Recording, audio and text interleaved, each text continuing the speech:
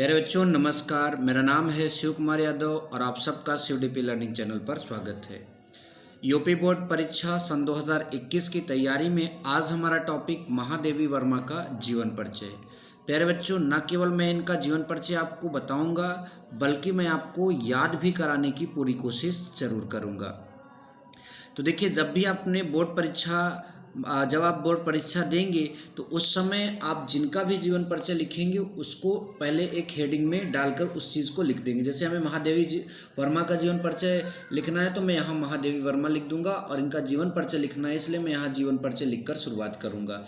अब देखिए, किसी का भी जीवन परिचय अगर आपको लिखना है तो सबसे पहले उसके जन्म स्थान, कब जन्म हुआ था, उनके माता पिता, ये बातें आपको ध्यान में रखकर इतना ज़रूर आपको कोई भी जीवन परिचय, न केवल महादेवी वर्मा का बल्कि किसी भी लेखक या लेखिका के जीवन परिचय को आपको याद करना चाहिए। तो 4-5 लाइनें तो ऐसे बन जाती है। ऐसे धीरे धीरे स्टेप बाय स्टेप आप याद करेंगे तो आपको दिक्कत नहीं होगी। चलिए बच्चों देखते हैं। देखिए यहाँ पर लिखा है महादेवी वर्मा का जन्म सन 1907 ईस्वी को उत्तर प्रदेश राज्य के फर्रुखाबाद नामक जनपद में हुआ था। तो प्यारे बच्चों, आप पहले इतना याद कर लें कि महादेवी वर्मा का जन्म सन 1907 ईस्वी को उत्तर प्रदेश राज्य के फर्रुखाबाद नामक जनपद में हुआ था। फिर उसके बाद आप याद करें प्यारे बच्चों, इनके पिता का नाम गोविंद प्रसाद तथा इनके माता का नाम हेमरानी देवी था। ठीक है प्यारे बच्चों, फिर आप शुरू से ऐसे रिवाइज करें। महादेवी वर्मा का जन्म सन 1907 ईस्वी को उत्तर प्रदेश राज्य के फर्रुखाबाद नामक जनपद में हुआ था। इनके पिता का नाम गोविंद प्रसाद तथा माता का नाम हेमरानी देवी था। उसके बाद प्यारे बच्चों आगे आप याद करिए, इनकी माता एक धार्मिक स्वभाव की महिला थी। इनकी प्रारंभिक शिक्षा इंदौर में तथा उच्च शिक्षा प्रयाग में हुई। तो फिर से आप रिपीट कर सकते हैं। महादेवी वर्मा का जन्म सन 1907 ईस्वी को उत्तर प्रदेश राज्य के फर्रुखाबाद नामक जनपद में हुआ था। इनके पिता का नाम गोविंद प्रसाद तथा माता का नाम हेमरानी देवी था।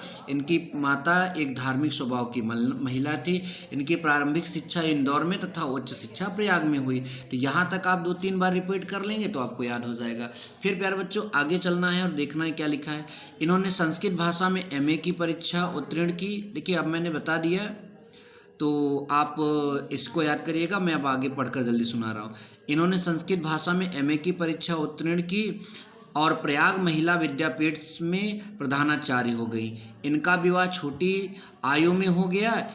ठीक है, यहाँ तक आप कर। इसके बाद क्या याद करेंगे कि इनकी प्रारंभिक शिक्षा इंदौर में तथा उच्च शिक्षा प्रयाग में हुई। ये संस्कृत भाषा से मतलब कि MA की परीक्षा उत्तीर्ण की, फिर प्रयाग महिला विद्यापीठ में प्रधानाचार्य हो गई। फिर आप याद करें कि इनका विवाह छोटी आयु में हो गया था। इनके पति का नाम रूपनारायण वर्मा था। कुछ वर्षों तक उत्तर प्रदेश में, ये मतलब कि कुछ वर्षों तक ये यहाँ पर में नहीं लिखा है, ये जो है ये में नहीं है, ये है। कुछ वर्षों तक ये उत्तर प्रदेश विधान परिषद की मनोनीत सदस्या भी रही। ये बात भी आप याद कर लीजिए।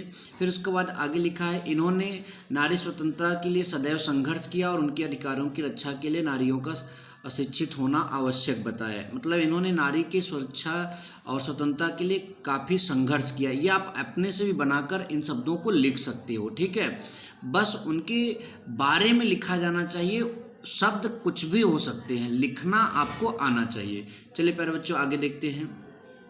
आगे लिखा है कि इनकी साहित्य सेवाओं के लिए राष्ट्रपति, ठीक है, इनकी साहित्य सेवाओं के लिए राष्ट्रपति ने इन्हें पद्म भूषण अलंकार से सम्मानित किया। इनकी मृत्यु सन 1987 ईस्वी में हुई। ठीक है, अब प्यारे बच्चों अगर ये मेरे हाथ द्वारा लिखा गया नोट्स महादेवी वर्मा के जीवन परिचय का आपको चाहिए तो देखिए, पहले मैं इतना दिखा दे रहा हूँ, आप इसका स्क्रीनशॉट ले लें अच्छे से। ठीक है, पूरा अच्छे से स्क्रीनशॉट ले लें ताकि आप अच्छे से अपना पेपर दें।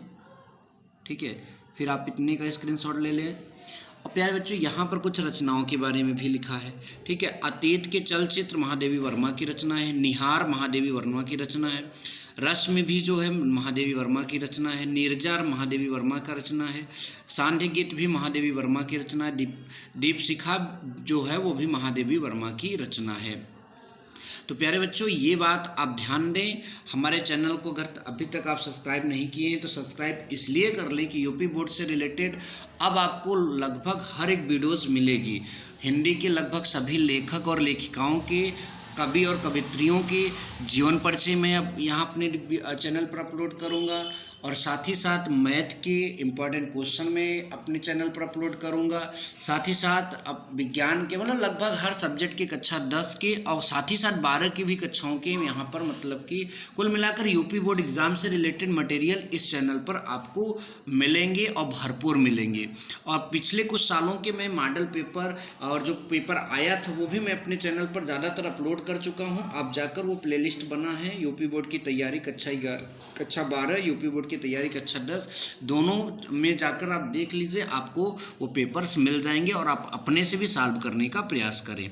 तो आज की वीडियो लेक्चर में बच्चों बस इतना ही, मिलेंगे नेक्स्ट वीडियो लेक्चर में। तब तक के लिए good bye, take care, bye bye, जय हिंद, वंदे मातरम, भारत माता की जय।